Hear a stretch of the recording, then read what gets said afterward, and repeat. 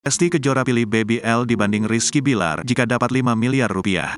Pasangan artis Lesti Kejora dan Rizky Bilar masih jadi sorotan. Sempat kena prahara rumah tangga, Rizky Bilar dan Lesti Kejora telah kembali mesra. Meski begitu, Lesti mengaku tak mau membagi uangnya jika dapat 5 miliar rupiah pada Rizky Bilar.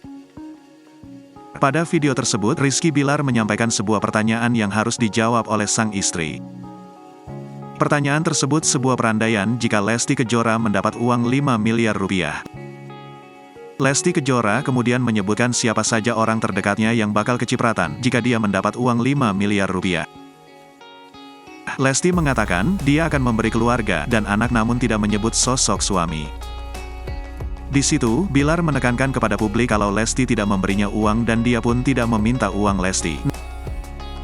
Namun, hal itu ditolak Bilar sebab dia merasa bisa mencari uang sendiri bahkan sudah seharusnya dia yang memberi istri. Sontak Lesti tertawa dan mengatakan dia juga akan memberi sang suami.